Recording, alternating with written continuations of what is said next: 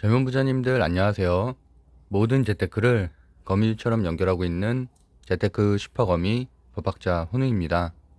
오늘은 2022년 5월 27일 금요일 8시 25분 시작하겠습니다. 제가 이번 주 생일도 있었고 리모델링 공사가 있고 해서 방송을 별로 못했는데요. 이제 거의 공사가 오늘 중으로 마무리가 되니까 다시 한번 좀 힘을 내서 다음 주부터는 정상 방송 하도록 하겠습니다. 사실 어제와 그제 좀 이틀 동안 상승했었던 종목들은 대부분 제가 미리 말씀드렸던 종목들이 많았기 때문에 크게 방송을 안 들으셨어도 무리는 없었다고 생각을 하고 있고요. 화요일 방송 중심으로 대응을 했으면 충분히 시장에서도 잘 버틸 수 있었다라고 보고 있습니다. 일단 네온테크 같은 경우는 UAM 제가 대장주라고 바뀌었다고 말씀드렸었고 현재 시간에 괜찮죠. 6.5%이기 때문에 오늘 급등 예상이 돼서 장초에 저도 보유하고 있어서 한 10% 정도 수익 내고 마무리하려고 준비를 하고 있고요. 노터스 같은 경우는 이제 물린 분들 대부분 다 탈출했을 거라고 생각하고 있습니다. 어저께 한 17%까지 상승을 했었죠. 그래서 제가 5월 24일 화요일 방송에 이제 74,000원대 불을 타야 된다고 말씀드렸었고 어쨌든 그때도 한번 튀어줬고요. 그러고 나서 이제 어제 이렇게 한 17%까지 급등하는 흐름으로 전개가 됐습니다. 그래서 어쨌든 추가적인 상승은 한 번 정도 있겠지만 장대 양봉보다는 윗골이 크게 달아주는, 그래서 이제 매물대 해소하는 측면일 것으로 보여서 어쨌든 기회가 이제 이틀 정도밖에 남지 않았죠. 오늘과 다음 주 월요일 그 안에는 정리가 돼야 된다. 저 같은 경우는 개인적으로 말씀드렸던 대로 무상증자는 안 받는 게 낫다고 생각을 하고 있습니다. 그리고 어제와 오늘 이틀 전이죠. 이틀 전과 어제도 이제 간단하게 수익을 냈는데 SDN 같은 경우는 이제 태양열 관련된 주였고 넉시자 MS는 원숭이 두창 관련된 주였죠. 그래서 꾸준히 조금씩은 수익을 내고 있고요. 어쨌든 이번 달에도 3거래일 정도 남았으니까 수익률은 100%까지 하고 달성하고서 마무리할 것 같습니다. 주요 지표 빠르게 살펴보면은 확진자 수 18,000명으로 점차 이제 줄어들고 있어서 어쨌든 가을에 확진자 수가 다시 재반등하지 않는 이상은 어쨌든 이렇게 이제 올해 중으로 마무리가 되겠다라고 좀 예상을 하고 있고요. 다우존스 나스닥이 큰 폭으로 상승을 했는데 사실 근데 이게 꼭 좋아만 보이지는 않는 게 계단식으로 좀 하락을 하고 있는 느낌이어서 사실 이렇게 우리가 2% 급등했을 때 또 기뻐하지만 막상 또 2% 하락하면은 그게 아시는 것처럼 하락한 게 훨씬 더 큰 거잖아요. 하락분을 2% 오른다고 해서 이게 만회가 되는 게 아니라 계단식으로 점차 하락하고 있는 거기 때문에 역시나 지금 흥분하면 안 되고 현금 비중을 높일 때다라고 생각을 하고 있습니다. 유럽 증시는 상승 마감을 했고요. 필라델피아 반도체 지수 오랜만에 상승을 했는데 엔비디아가 사실 실적이 좀 안 좋게 나와서 시혜가가 많이 안 좋았다가 결국에는 이렇게 플러스 5%로 상승 마감. 그래서 오늘도 반도체, 그다음에 PCB 쪽에 이제 심택이나 이런 것도 다시 수급 들어오고 있죠. 양매수로 들어오고 있기 때문에 신고가 흐름까지도 갈 수 있을 거라고 보고 있고요. 다만 신고가가 혹시라도 나오게 되면 정리를 해야 된다. 비중을 확실하게 축소를 해야 된다라고 보고 있습니다. 어쨌든 대속전자 사례를 본 것처럼 신고가 이후에는 약세 흐름으로 이어질 가능성이 높고 또 실적 발표까지가 아직 2달 이상 남았죠. 그렇기 때문에 비중은 어느 정도 줄여야 된다라고 보고 있습니다. 그래서 거기에 비해서 파운드리 메모리 쪽은 조금 낮죠. 삼성전자가 또 적극적으로 투자를 하겠다고 하고 지금 이번에 이제 장관이 되신 분도 반도체 쪽 전문가긴 하니까 어쨌든 그런 거를 보면은 투자의 관점에선 괜찮지만 단기 관점, 지금 같은 변동성 장에선 단기나 스윙이 사실은 좀 적절한데 이제 그런 데는 사실 어울리진 않는다라고 보고 있습니다. 언제 크게 빠질지 모르기 때문에 국채 금리는 이제 소폭 하락을 했고요. 원달러 환율도 소폭 하락했고 말씀드린 대로 한미 스와프가 아직 체결은 안 됐지만 그런 기대감이 있어서 아직까지는 그래도 좀 버티고 있다라고 보시면 될 것 같고 공포 지수도 큰 폭으로 하락을 해서 30포인트 이하로 내려왔고요. 유가 지수가 이렇게 또 다시 오르고 있는데 114포인트 많이 올랐죠. 114달러 보시면은 이틀 연속으로 이렇게 상승했고 어제 같은 경우는 제법 큰 폭으로 상승하는 흐름입니다. 그렇기 때문에 EU에서도 지금 대체 에너지 이슈가 지난주부터 계속 있었고 풍력 한 바퀴 돌았고 태양열 한 바퀴 돌았고 수소도 한 바퀴 돌았고 그래서 어저께는 태양열까지 돌았죠. 그래서 2차 전지도 마찬가지로 대체 에너지긴 한데 결국에는 한 섹터씩 다 돌고 나면은 재료가 소멸될 가능성이 있어서 어쨌든 지금 태양열은 어저께 시세가 좀 시작이 됐으니까 한 번 정도는 더 슈팅이 나올 수 있겠지만 어쨌든 거기마저도 모든 섹터가 한번 이렇게 돌면 전차 다시 횡보세로 갈 가능성이 높다라고 보고 있고요. 그래서 어저께 대명에너지, S에너지, SDN, 하나솔루션 이런 데가 조금 시세가 좀 나왔죠. 저 같은 경우도 SDN에 잠깐 들어가서 수익 내고 나왔고 SDN 상한가를 갔죠 결국. 그래서 이제 이 중에서는 S에너지하고 SDN 정도를 좋게 보고 있습니다. 뭐 대명에너지 같은 경우는 신규 상장주기 때문에 물론 최근에 급등은 했지만 어느 정도 뭐 차트도 사실 볼 수가 없고 지지 저항을 판단할 수 없기 때문에 반대로 급락을 하게 되면 끝도 없이 급락할 수 있는 종목이라서 좀 주의가 필요하다. 그래서 SDN, S에너지, 뭐 현대에너지 솔루션 정도까지 보시면 될 것 같습니다. 그래서 뭐 SDN 같은 경우도 최근에 지금 제가 안 그래도 오늘 제목을 과대낙폭과 재료 발생이라고 말씀드렸던 것처럼 SDN 같은 경우도 뭐 그린 뉴딜 관련된 주였죠 예전에. 그래서 저도 예전에 방송했던 기억이 나는데, 그러니까 이런 종목들이 보시는 것처럼 지금 1년 반 동안 하락을 했잖아요. 또 보면 것처럼 뭐 최고가 대비해서는 거의 한 100% 이상 하락한 종목들인데, 최근에 이제 급등한 위메이드 맥스나 뭐 이런 SDN이라든지 또는 뭐 녹십자 MDS인가요? 막 그런 데에는 다 100% 이상 하락한 과대낙폭 관련된 주들이죠. 제약바이오, 뭐 최근에 게임, 또는 NFT, 메타버스, 맥스트도 마찬가지고요. 그리고 그런 것들은 다 거의 뭐 반토막이 아니라 한 3분의 1 토막, 4분의 1 토막 난 곳들이 많았기 때문에 그런 것들에 이제 저가 매수세가 좀 들어온다는 특징이 있는 것 같고, 거기에서 추가적으로 이제 재료가 발생을 한다는 거죠. 그래서 이제 뭐 고가놀이, 그러니까 결국엔 고점에서 눌림목에서 매수해서 수익을 내는 것도 하나의 방법이지만, 그런 것들은 말 그대로 실패하게 되면 내가 이제 하락을 크게 맞을 수가 있어서, 그거보다는 이렇게 어느 정도 바닥 지지세가 어느 정도 마무리가 된 그런 종목들 중에서 뭐 수급이 좀 들어오고 재료가 발생한 것들, 그런 것들 중심으로 보는 것도 현재 시장에서는 괜찮은 전략이라고 보고 있습니다. 금속 가격은 뭐 전체적으로 안정세라고 좀 보고 있고, 다만 최근에 좀 다시 이제 식량 관련된 이슈들이 좀 발생을 하면서 어제 같은 경우는 돈육이 또 많이 올랐어요. 그러다 보니까 돈육 관련된 주나 육계 관련된 주들, 뭐 마니커나 이런 것들이 다시 뭐 윗골이 달면서 오늘 또 급등을 했다가 다시 이제 또 빠지는 그런 흐름들이 연출될 가능성이 높기 때문에, 이제 그런 것들은 뭐 분봉 대응보다는 당연히 4, 5% 이제 눌릴 때 한 4, 5% 위로 매도 걸어 놓고서 뭐 하는 전략, 그런 것들이 좀 적절하다고 보이고 있고요. 그러니까 뭐 매수 매도법에 대해서도 많이 궁금해 하시는데, 저도 이제 주식 강의를 하지만 사실 저는 분봉 매수 매도법이 큰 의미가 전 없다고 봅니다.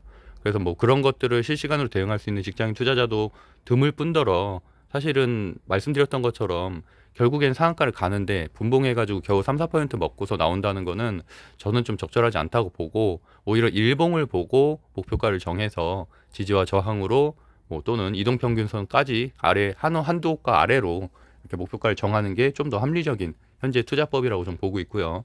그런 것들이 더 수익도 크게 낼 수 있다고 보고 있습니다. 그래서 뭐 궁금하신 분들은 뭐 이강 들으셔도 되고, 어쨌든 그런 거 아니면은 뭐 인터넷 찾아봐서 뭐 혼자 학습을 하시면 될 것 같습니다. 돈육도 보시는 것처럼 이렇게 지속적으로 최근에 다시 한 4일 정도 상승을 하고 있다는 거에 좀 주목을 해야 되고, 그러다 보니까 뭐 마니커나 팜스토리 같은, 근데 사실 저는 그렇게 좋아하진 않아요. 이게 사료, 뭐 음식료 관련된 주들 벌써 재료가 4개월째잖아요. 4개월째. 그래서 이제 별로 저는 선호하지 않는 섹터긴 한데, 어쨌든 뭐 오늘 또 아프리카 돼지열병이라는 재료가 발생했기 때문에 장초에 잠깐 반짝 급등할 가능성이 있겠다. 그리고 대한제당도 어저께 인도 설탕 이슈가 나왔죠. 세계 수출국 2위인 인도에서 이제 설탕을 또 제한하겠다. 그러니까 결국엔 장기적으로는 뭐 식량에 대한 문제들은 계속 제기될 것은 맞지만, 어쨌든 주식시장에서는 뭐 그렇다고 계속 올라갈 수는 없기 때문에 분명히 1차, 2차, 3차 시세까지 다 나온 상황이고, 상당히 초보자들 입장에서는 부담스러운 자리다라고 보시면 될 것 같습니다. 뭐 특별한 내용은 없었던 것 같아요. 또 비트코인 현 시간 좀 오르고 있고, 제가 좀 전에 캡처한 거라서 그래서 이제 오늘은 좀 긍정적이긴 한데 미선물 봐가면서 좀 대응을 해야겠죠. 그러니까 뭐 지금은 다시 아시다시피 어저께도 그렇지만 전강 후약으로 끝날 가능성이 높기 때문에 오늘도 마찬가지라고 좀 보고 있고요. 아무리 미국 증시가 상승 마감했다고 해서 우리나라 증시가 꼭 우상향하기는 어렵다. 그래서 어쨌든 수익이 조금이라도 나면 매도를 해야 된다라고 보고 있습니다.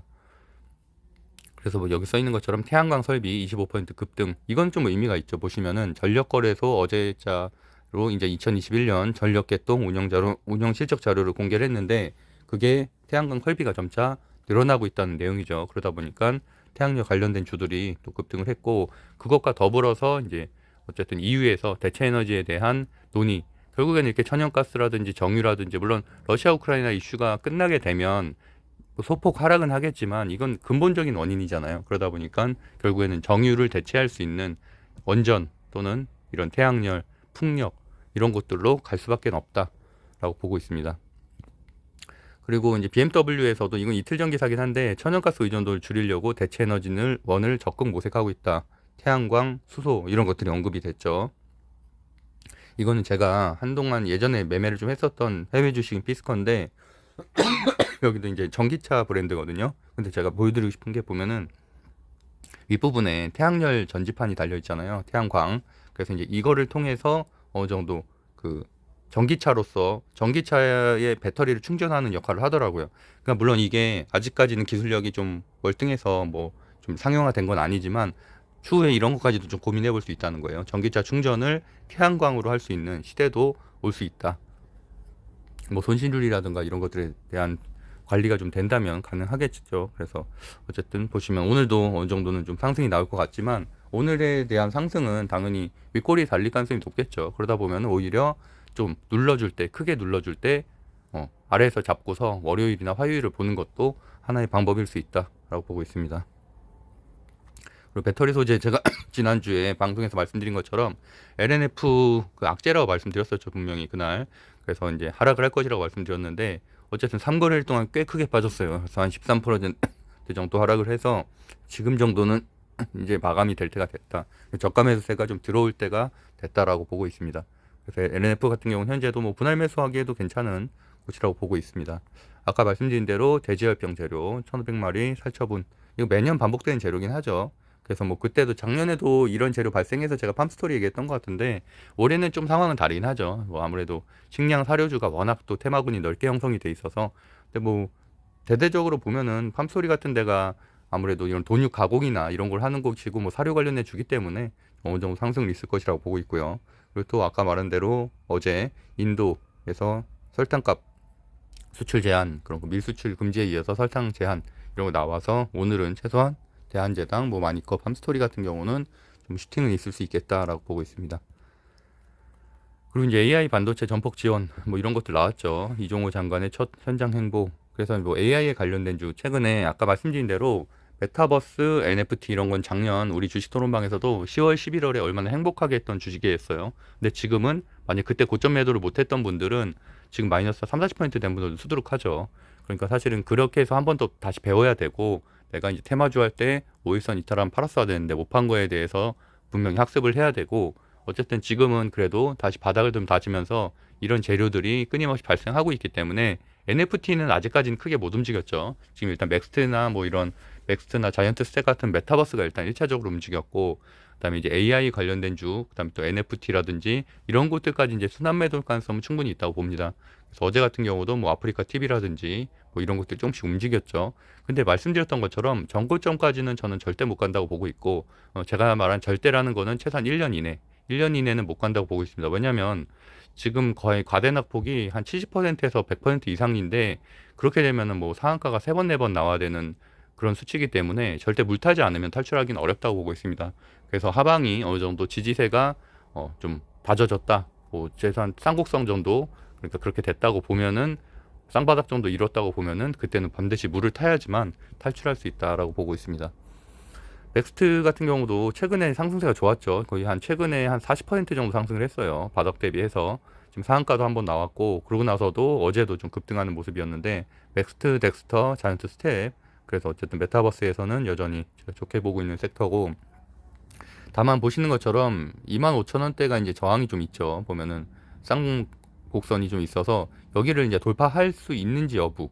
그래서 그렇게 되면은 아무래도 매물대 별로 없으니까 한 34,000원까지는 갈 수 있겠네요. 그래서 그 부분이 돌파 가능한지에 따라서 뭐 비중을 늘리던지 줄이던지 뭐 이런 걸 좀 결정해야 된다고 보고 있습니다. 컴투스 홀딩스도 물린 분들 많죠. 근데 아직까지는 위메이드 맥스를 중심으로 위메이드 맥스는 이제 코인이 급등해서 이제 상승을 한 거고 컴투스 홀딩스는 아직까지는 그 정도 모멘텀은 없는데 어쨌든 신작이라든지 이런 모멘텀이 있을 때마다 그냥 윗골이 달리면서 그냥 슈팅 정도 있을 수 있겠다. 그래서 어쨌든 위메이드 맥스, 위메이드 넥슨 게임즈 정도는 좀 좋게 보고 있고 나머지 아랫단에 있는 것들은 뭐 개별 재료 없으면은 상당히 한동안은 좀 힘들 거라고 좀 보고 있습니다. 그래서 정리해보면은 급등한 종목들 최근에 그럼 뭐 과대낙폭과 재료 발생이라고 할 수 있겠죠. 녹십자 MS도 100% 이상 하락했던 종목들이고 위메이드 맥스도 마찬가지고요. SDN도 마찬가지고요. 뭐 이런 차트들 중심으로 좀 종목을 선정하는 재료가 발생하면서도 이런 크게 조정받고 가격 조정, 뭐 기간 조정 충분히 받은 종목도 중심으로 보면 될 것 같습니다. 맥스도 지금 실적 공시가 나왔죠. 그래서 수주 공시가 나와서 뭐 삼성전자하고 한 매출의 한 11% 정도. 근데 이런 종목들은 계속 말씀드린 것처럼 실적주는 아니죠. 분명히 테마주고 마이너스인 기업들도 많고 상당히 뭐 적자 상태인 경우도 많기 때문에 이런 것들은 좀 짧게 수익을 내고 나오는 게 적절하다고 보이고 있습니다. 누리호도 이제 6월 15일이니까 6월 15일까지 절대 기다리면 안 되고 당연히 그 전에 매도해야죠. 매도해야 되고 지금 이미 신고가 나온 종목도 많죠. 한국항공우주도 그렇고 제가 5월 이번에 재테크 강의 제가 안 올려드렸는데 그 멤버십으로 이것도 계속 미루고 있네요. 제가 지금 시간이 없어가지고 그래서 어쨌든 그것도 설정을 좀 해야 되는 작업이 있어서 그때도 이제 그 한국항공우주하고 그 항공 쪽을 제가 5월 재테크 강의 종목들을 픽 종목으로 뽑았었거든요. 근데 지금 신고가 나온 종목들이 꽤 있죠. 그리고 제노코도 괜찮은 흐름이고요.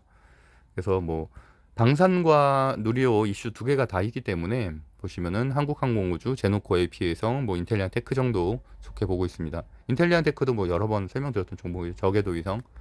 제노코는 지금 가격대에서 조금만 더 올라가면 어쨌든 거의 한 48,000원대까지는 보시는 것처럼 갭 하락했던 부분이잖아요. 그래서 이제 저항이 없기 때문에 그렇게 되면 그쪽은 수월하게 올라갈 가능성이 있다.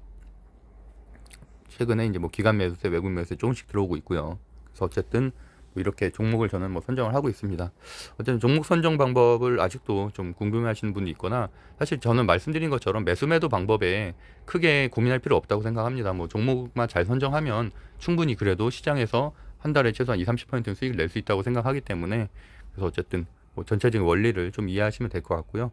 현재 8기가 24분 신청하셨고 6자리 남았기 때문에 지금 이틀 동안 좀 많이 신청하신 것 같아요. 그래서 어쨌든 필요하신 분들은 고정 댓글 보시면 될 것 같습니다. 오늘은 방송 좀 짧게 해봤고요. 그래도 미국 증시가 빅테크 기업, 뭐 이런 반도체, 전기차 다 괜찮았기 때문에 최소한 장초에는 급등 시작할 것으로 보고 있어서 적절하게 수익 실현하고 나가시면 될 것 같습니다. 말씀드린 대로 같이 투자하시는 분들은 분명히 빠질 때마다 샀으면은 계속 수익을 낼 수 있는 장이거든요. 그리고 단기 트레이딩, 데이 트레이딩이나 말 그대로 뭐 스윙 하시는 분들은 적절하게 수익 내면 당연히 매도하고 눌릴 때 매도해야 되고요. 그래서 그런 식으로 좀 접근하면 될 것 같습니다. 오늘도 행복한 하루 보내세요. 감사합니다.